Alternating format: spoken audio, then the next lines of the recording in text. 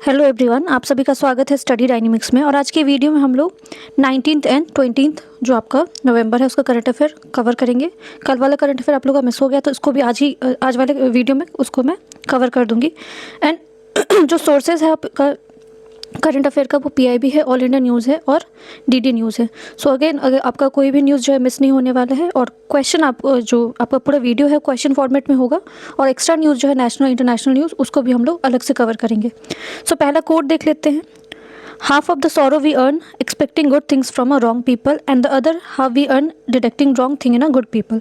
सो ये कोट आपके इसलिए आप इस तरह से समझ सकते हो कि अगर आपके आसपास अच्छे लोग हैं तो आप अच्छा लाइफ में एक्सेल करोगे और बहुत सारी चीज़ें अचीव करोगे। बट आपका कंपनी अगर ख़राब है, आपके आसपास जो है अच्छे लोग नहीं हैं, सो ये आपको इम्पैक्ट इनडायरेक्टली और डायरेक्टली करेगा ही करेगा। ठीक है। सो हमारी लाइफ में जो आधा दुख होता है वो इस चीज़ से होता है कि हम गलत लोगों से जो है बहुत सारी चीज़ें उम्मीद लगा लेते हैं। सो आपको हमेशा, और जो सही लोग हैं उसमें हम लोग गलत चीज़ें ढूंढना शुरू कर देते हैं। सो अगर आपको लाइफ में प्रोग्रेस करना है तो आप अपने आप पे ध्यान दो और आसपास देखो कि आप किस तरह के लोग जो है, आपके फ्रेंड सर्कल आपका किस तरह, क्योंकि आपका पढ़ाई भी है उससे कहीं ना कहीं आपको उससे इम्पैक्ट होते हैं। सो ये आपका कोटेशन था। आज वीडियो जो आपका हेडलाइन है वो देखते हैं। इंपॉर्टेंट हेडलाइन देखते हैं। पहला हेडलाइन आपका JDU chief ministers to take oath of 10th time as a chief minister of Bihar in Patna today, prime minister Narendra Modi and other leaders to attend the event. So Bihar में इलेक्शन आपका चल रहा था और इलेक्शन आपका कंक्लूड हो चुका है और रिजल्ट भी आ चुके हैं। सो 10वें नंबर के आपके चीफ मिनिस्टर जो है बिहार के कौन बनेंगे? जेडीयू से बिलोंग करते हैं, इनका पार्टी है। चीफ मिनिस्टर है आपको नीतीश कुमार और इनका जो है वो ओथ सेरेमनी होने वाला है। कहाँ पे होगा? सो ये पटना में होगा। पटना आपका बिहार का कैपिटल है। नेक्स्ट हेडलाइन है supreme court's to opinion on president reference over timelines of bills and assent. So अगर आपने देखा हो तो रिसेंटली गवर्नर और प्रेसिडेंट को जो बिल जो रोकने का जो उनका पावर होता है उसको लेके काफ़ी कंट्रोवर्सी आ रहा है। सो यहाँ पे Supreme Court to give opinion, जो सुप्रीम कोर्ट है वो प्रेसिडेंट को ओपिनियन देगा, रेफरेंस देगा। ठीक है। सो ये आपका आर्टिकल कौन सा आर्टिकल में मेंशन है? तो 143 आर्टिकल में मेंशन है। नेक्स्ट हेडलाइन आपका India's extend visa on arrival facility for UAE nationals at 3 more international airports Cochin, Calicut and Ahmedabad. So ये वीज़ा फैसिलिटी कौन से कंट्री को प्रोवाइड किया गया, ये बस याद रखना आपको, यूएई को। और कहाँ का? कोचिन, कैलिकट और अहमदाबाद। जिसमें से कोचिन और जो कैलिकट है आपका वो कहाँ पे? केरला में है और अहमदाबाद गुजरात में है। Central writes to Delhi and NCR state government to postpone the physical sports competition in view of air pollution. तो दिल्ली में एयर पॉल्यूशन अगर आप देखोगे, एयर क्वालिटी इंडेक्स जो है काफ़ी ख़राब चल रहा है। तो इसको देखते हुए जो है यहाँ पे जो स्पोर्ट्स इवेंट होने वाले थे उसको उन्होंने कैंसिल करने की बात की है। नेक्स्ट हेडलाइन आपका 56th edition of International Film Festival in India to be begin in Goa. So 56 number का जो आपका एडिशन जो है इंडिया इंटरनेशनल फिल्म फेस्टिवल का कहाँ पे हो रहा है? गोवा में। बस ये क्वेश्चन आपको याद रखना है क्योंकि आपको समिट से क्वेश्चन इस तरह के पूछे जा सकते हैं। जो लास्ट हेडलाइन है आपका वो बैडमिंटन से रिलेटेड है, स्पोर्ट्स से रिलेटेड है। India shuttlers Lakshya Sen and H S. Prannoy enter the second round of Australian Open Super 500 in Sydney. So आपका सुपर जो 500 में उन्होंने सेकेंड जो राउंड में अपना जगह बनाया है। इनका नाम याद रखना आपको, लक्ष्य सेन और प्रणॉय। ठीक है। सो ये दोनों पर्सनालिटी आपको किस चीज़ से एसोसिएटेड है? बैडमिंटन से एसोसिएटेड है। हेडलाइन यहाँ पे हिंदी में भी है, वीडियो पॉज करके आराम से आप देख सकते हो। अब क्वेश्चन 1 बाय 1 देखते हैं। फर्स्ट क्वेश्चन आपको, who will be sworn as a chief minister of Bihar for a record 10th time. तो 10वीं बार कौन जो है आपको बिहार के मुख्यमंत्री बन रहे हो? ऑप्शन आपको तेजस्वी यादव, सेकंड ऑप्शन है चिराग पासवान, थर्ड ऑप्शन है Nitish Kumar and fourth option है आपका जीतन राम। ठीक है। सो answer will be the Nitish Kumar. ये 10th नंबर के आपका जो है चीफ मिनिस्टर अगेन बन रहे हैं आपको बिहार में। सो थोड़ा सा बिहार के बारे में देख लेते हैं स्टैटिक में। ये जो आपको ईस्टर्न इंडिया पार्ट में माना जाता है, लैंडलॉक स्टेट है, पूरे तरीके से जो है आपको जमीन से घिरा हुआ है। इंटरनेशनल बॉर्डर शेयर करता है कौन से कंट्री के साथ? तो नेपाल के साथ नॉर्थ में। कैपिटल बिहार का क्या है? पटना है। इसके अलावा बॉर्डरिंग जो आपका कौन कौन सा स्टेट है? तो उत्तर प्रदेश वेस्ट में है, झारखंड साउथ में है, वेस्ट में आपका वेस्ट बंगाल, ईस्ट में आपका वेस्ट बंगाल है। पॉपुलेशन अगर देखा जाए तो third most populous state in India है। एरिया वाइज अगर देखा जाए तो 12th रैंक है इसका। और नेम जो है बिहार को कहाँ से मिला था? संस्कृत वर्ड विहारा है जिसका मतलब होता है dwelling place due to its historical association with the Buddhist monk. तो जहाँ पे आपको बुद्धिस्ट मॉन्क जो बुद्धिस्ट भिक्षु और भिक्षुणी रहते हैं उस जगह को विहारा बोला जाता है और इसी से इसका नाम जो है आपको बिहार पड़ा हुआ था। और इसमें पहले इसको बिहारा ही बोला जाता है, वी ही था, बट इसको बी जो है जब आपको मिडिवल टाइम पीरियड आता है तो इसमें आपको नेम चेंज हो जाता है। नेक्स्ट क्वेश्चन आपको, which district of Uttar Pradesh receive the GI tag for musical instrument bugle, ठीक है।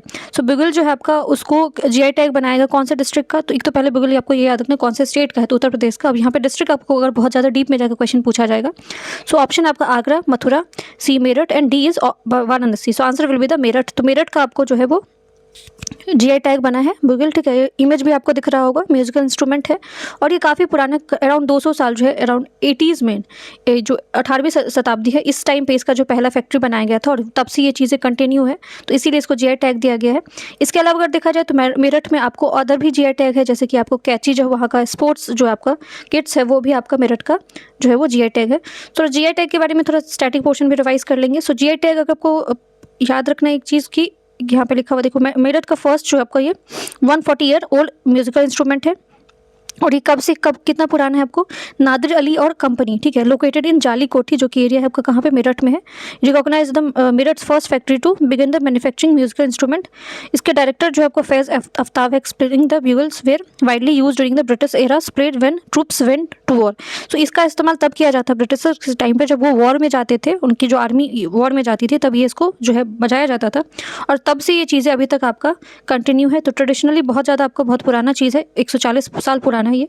तो ये हो सकता है आपको most probable art and culture में सवाल ये पूछा जा सकता है। जीआई टैग के बारे में देख लेते हैं। ये स्पेसिफिक ओरिजिन जो है, खासकर ऑथेंटिसिटी जो है, ओरिजिनलिटी है जो है किसी प्रोडक्ट का बचाने के लिए इसको जो है जीआई टैग दिया जाता है। और जीआई टैग देने वाला आपको इंटरनेशनल जो ऑर्गेनाइजेशन, उसका नाम याद रखना, WTO है, वर्ल्ड ट्रेड ऑर्गेनाइजेशन है, ट्रिप्स एग्रीमेंट के तहत इसको दिया जाता है। अब ये 1999 में आपको आया था, बट भारत ने इसको कब रेक्टिफाई किया था, कब एक्सेप्ट किया था, तो 2003 में किया था, ये याद रखना आपको। नेक्स्ट क्वेश्चन आपको, which actress has been appointed as the UNICEF India celebrity advocate.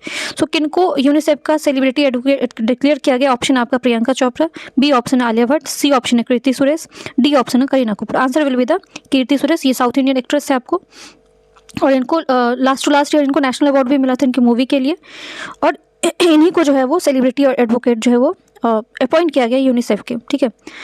UNICEF के बारे में देख लेते हैं। तो यूनिसेफ जो है आपका यूनाइटेड नेशन चिल्ड्रंस फंड, ठीक है। ये बना कब था, 1946 में बना हुआ था। इसका हेडक्वार्टर आपको बहुत बार एग्जाम में पूछा जाता है। सो हेडक्वार्टर इसका कहाँ पे, आपका न्यूयॉर्क USA में है और इसका जो है आपका सेक्टर किस चीज़ के लिए काम करता है, सो ये आपको चिल्ड्रंस वेलफेयर के लिए काम करता है। क्वेश्चन एक और चीज़ है जो कि आपको याद रखना पड़ेगा, यूनिसेफ का इंडिया मेंबर है कि नहीं है, तो हाँ इंडिया मेंबर है, इसीलिए इनको अपॉइंट किया गया है।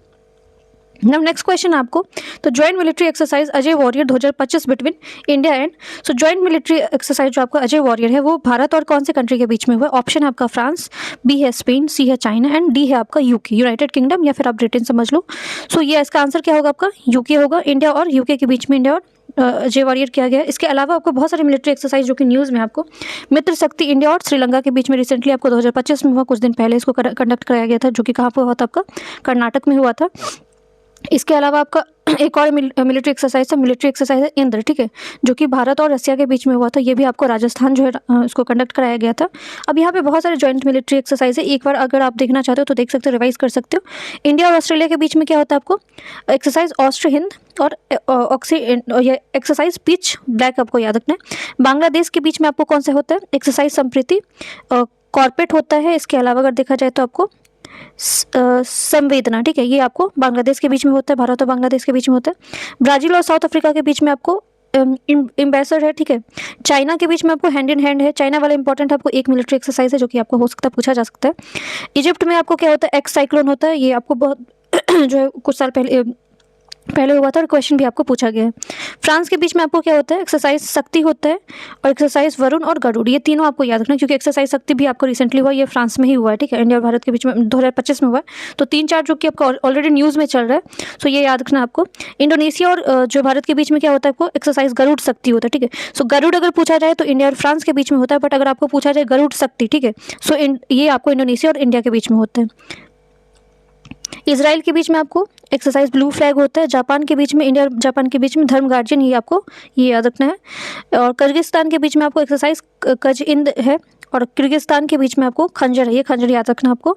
मलेशिया के बीच में हरिमाऊ शक्ति है और जो आपका मालदीव है उसमें आपको इक्विवरिन है और एक्सरसाइज ALT एलेक्सिस है, ठीक है।